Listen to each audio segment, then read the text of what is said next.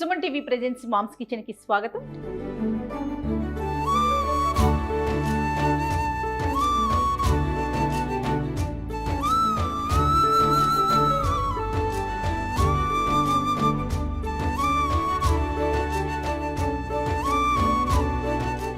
శ్రావణ మాసంలో ప్రతి శుక్రవారానికి సంబంధించి మంచి మంచి నైవేద్యాలు ప్రసాదాలు రమ్మగారు చూపిస్తున్నారు కదా. మరి ఈ రోజు ఏం ప్రసాదం చూపించబోతున్నారో రమ్మగారు? శనగపప్పు పాయసం చేసుకుందాం. శనగపప్పుతో పాయసమా? ఓకే. మామూలుగా పెసరపప్పు గుమ్మడికాయ కలిపి చేసుకున్నాం. పెసరపప్పు ఈ శనగతోటి కూడా చేస్తారు. అప్పుడెప్పుడో ఉడిపి వెళ్ళాను చూడు, మొన్న వెళ్ళింది ఉడిపి కాదు, 5-6 ఏళ్ల క్రితం ఒకసారి ట్రిప్కి వెళ్ళాం. అవును. అప్పుడు ఈ శనగపప్పు పాయసం గుళ్ళు దేవాలయపు భోజనంలో వడ్డించారు. ఉడిపిలో అలా డిఫరెంట్గా ఉంది. ఏమనుకున్నంటే పూర్ణం వడ్డించారని భావించాను నేను, కానీ అది పూర్ణం కాదని, అది పాయసం అని పక్కన కూర్చున్న ఒక తెలుగు వచ్చిన కన్నడిగా ఆవిడే నాకు చెప్పారనమాట. సో ఎలా చేస్తారు నీ రెసిపీ ఆవిడని అడిగాను. ఆవిడ సగం కన్నడ సగం తెలుగు 2-3 ఇంగ్లీష్ ముక్కలతోటి కొంచెం చెప్పారు.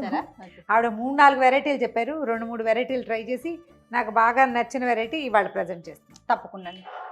అమ్మవారికి కూడా మనం మీరు శనగపప్పు ఇష్టం అని చెప్పారు. లక్ష్మీదేవికి శనగపప్పు అంటే ప్రీతి కాబట్టి శనగతోటి చేసే ఏ తీపి పదార్థమైనా, మనం బూరెలు చేసుకుంటాం కదా, ఇలా పాయసం చేసుకోవచ్చు. శనగపప్పుని బాగా శుభ్రంగా కడిగేసి 1-2 గంటలు నానబెట్టేసేయండి. దీంతో పాటుగా 1 కప్పు శనగపప్పు అయితే 2 స్పూన్ల బియ్యం, అంతే బియ్యం 2 స్పూన్లు చాలు. ఈ బియ్యాన్ని కూడా నానబెట్టి పక్కన పెట్టుకుందాం. ఓకే. దీనికి మనకి బెల్లము కొబ్బరి కావాలి, పచ్చి కొబ్బరి, ఇవి 2 పక్కన పెడదాం. ఇప్పుడు ఏం చేద్దాం అంటే నానబెట్టిన శనగపప్పుని 2 విజిల్స్ రానిద్దాం కుక్కర్లో పెట్టి. స్టవ్ వెలిగించేసి పప్పు నానబెట్టేసుకున్నాము.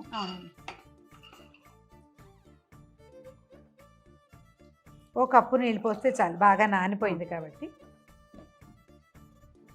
దీనికి పాకం హడావిడి ఏం లేదు, పప్పు ఉడకటం మెయిన్. ముందు ఓ 3 విజిల్స్ రానిచ్చి దించేద్దాం పప్పు. 3 కూడా 2 విజిల్స్ చాలు, నానిపోయింది కదా. ఎక్కువ నానబెట్టకపోతే 3-4 విజిల్స్ తెప్పించండి, లేకపోతే శనగపప్పులో పలుకుండిపోతుంది. ప్రాసెస్ ఒకసారి చెప్పండి రమ్మ గారు. నానబెట్టిన శనగపప్పు కుక్కర్లో పెడతాం, ఉడుకుతుంది, మూత తీస్తాం. కొబ్బరి బియ్యము, నానబెట్టిన బియ్యము మెత్తగా రుబ్బేసుకుంటాం, మిక్సీ చేసేసుకుంటాం.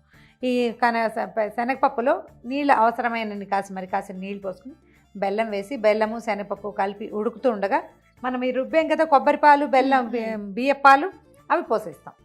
ఇంకా పైన పాలు పోయక్కర్లేదు, కొబ్బరి పాలు అక్కర్లేదు, ఇవి 2 రుబ్బి పోసేస్తాం.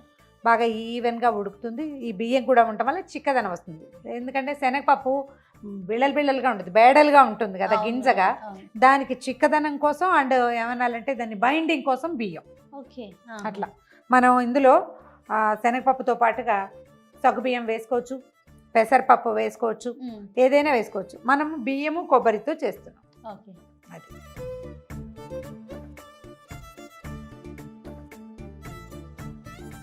అయిపోయింది. ఏదైనా ప్రెషర్ ప్యాన్ లో చేసుకుంటే అందులోనే డైరెక్ట్ గా చేసుకోవచ్చు.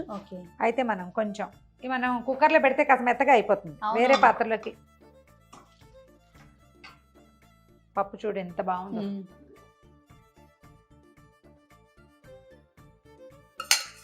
చక్కగా ఉడికింది రమ్మగారు కదా.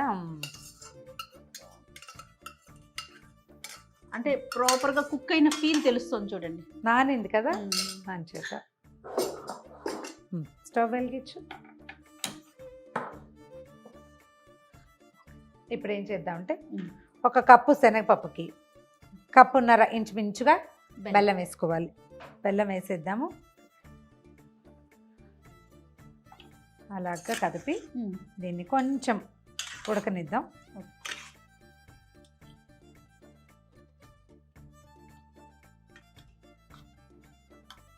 బెల్లం కరిగాక మనం బియ్యం కాసి నానబెట్టి పెట్టుకున్నాం కదా, నానబెట్టి పెట్టుకున్న బియ్యము 1 కొబ్బరి చిప్ప గ్రైండ్ చేసేసాం చూడు, ఇట్లా పాల్లాగా వస్తుంది. ఎంత బాగా వచ్చిందో. ఇది నానిన బియ్యం కాబట్టి మెత్తగా అయిపోయింది కదా, తొందరగా ఉడికిపోతుంది.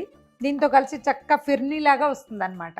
బియ్యం ఇన్ని బియ్యం చాలు, అందుకనే జస్ట్ మీరు 2 స్పూన్స్ వేసినట్టు అంతే. ఉడుకుతుంది. కొంచెం బెల్లం కరిగితే సరిపోతుంది. బెల్లం కరిగాక మనం బియ్య పిండి పోసేసుకోవచ్చు.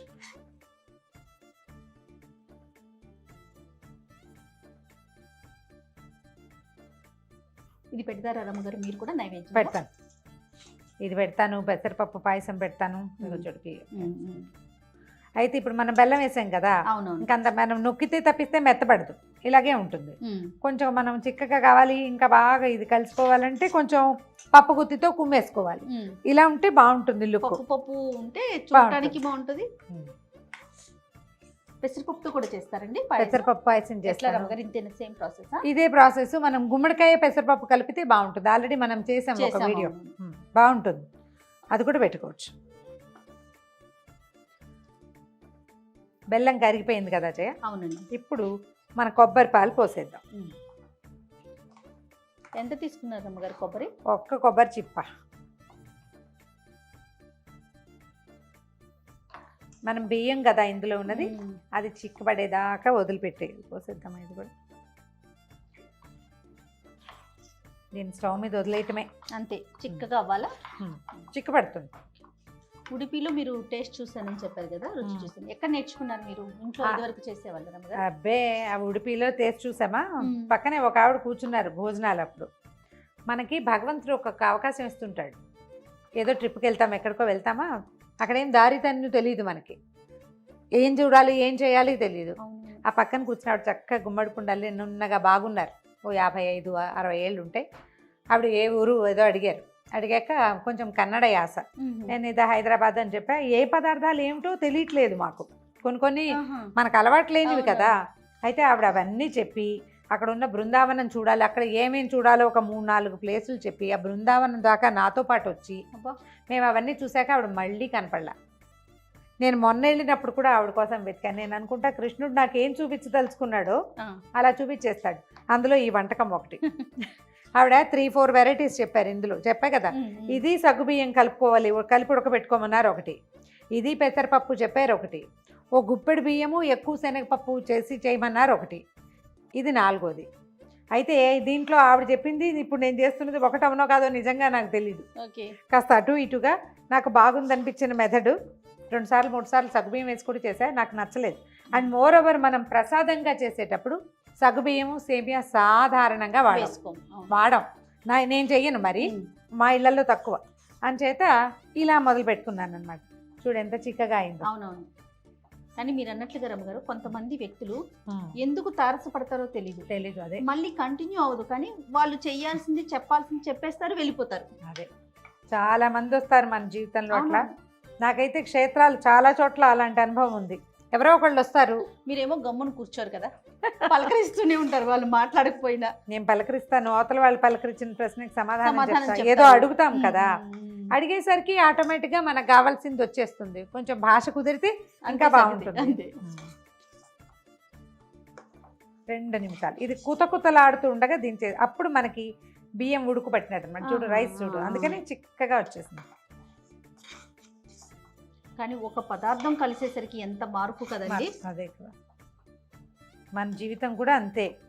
ఒకళ్ళు యాడ్ అయ్యేసరికల్లా జీవితంలో ఎన్ని మార్పులు వచ్చేస్తాయో. సుమన్ టీవీ యాడ్ అయ్యి నా జీవితం ఎంత మారిపోయిందో చూడు.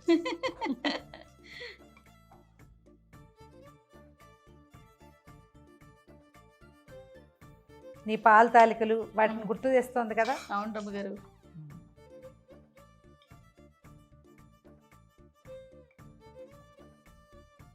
మనం ఇందులో మామూలు పాలు కనుక పోస్తే అప్పుడప్పుడు విరిగిపోతుంది.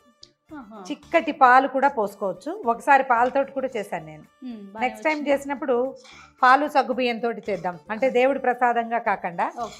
ఇప్పుడు ఏదో అమ్మవారి ప్రసాదంగా చేస్తున్నాం కదా. నెక్స్ట్ టైం ఇందులో నేను నేర్చుకున్న 2వ మెథడ్ చెప్తా. ఇంకేమున్నాయి రమ్మగారు, శ్రావణ మాసం కార్తీక మాసం వరుసగా పూజలే కదా మనకి. అవును, వచ్చేసింది.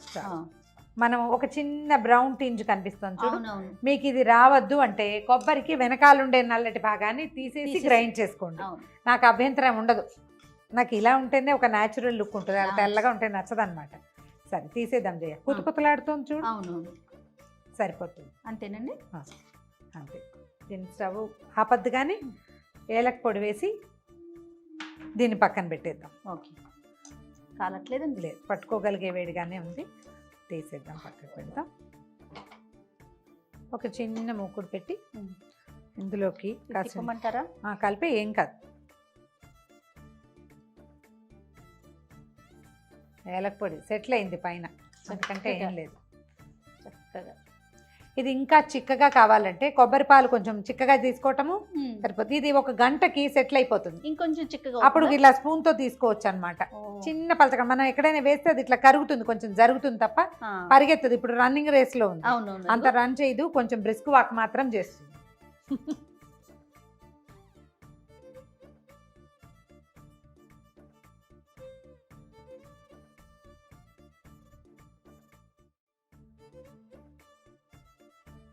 జీడిపప్పులు, కిస్మిస్లు కావాలంటే చిన్న బాదం ముక్కలు కూడా వేసుకోవచ్చు. వేయించేసి అందులో పోసేస్తాం.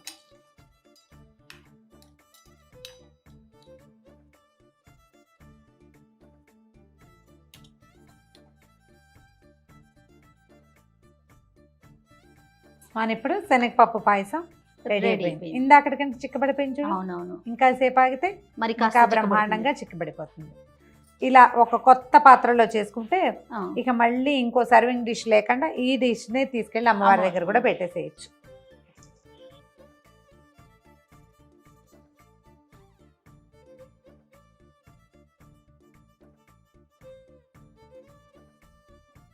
ధారాళంగా నెయ్యేసి అమ్మవారికి వడ్డిచ్చేసేయటమే. నీకు శనగపప్పు పెసరపప్పుకి నెయ్యి ద బెస్ట్ కాంబినేషన్. రుచికే కాదు, అవి అరుగుదలకి కూడా చాలా మంచిది. ఇదిగో ఘుమఘుమలాడే కమ్మని శనగపప్పు పాయసం రెడీ. సూపర్. అంటే ఒక్కొక్క వారం ఒక్కొక్కటి పెట్టాలి అనుకునే వాళ్ళు ఏం పెట్టాలి ఒక అనుమానం, ఏం చేయాలని తోచదు రమ్మగారు. అవును, ఇది ఒక రోజు వాడుకోవచ్చు చక్కగా. 5 ప్రసాదాలు చేయదలుచుకున్న వాళ్ళు ఇది 5వ ప్రసాదంగా చేసేసుకోవచ్చు. అంతే. రైట్ రమ్మగారు, థ్యాంక్ యూ సో మచ్. మరొకసారి మీకు శ్రావణ మాసం శుభాకాంక్షలు. సుమన్ టీవీ ప్రేక్షకులందరికీ శ్రావణ మాస శుభాకాంక్షలు.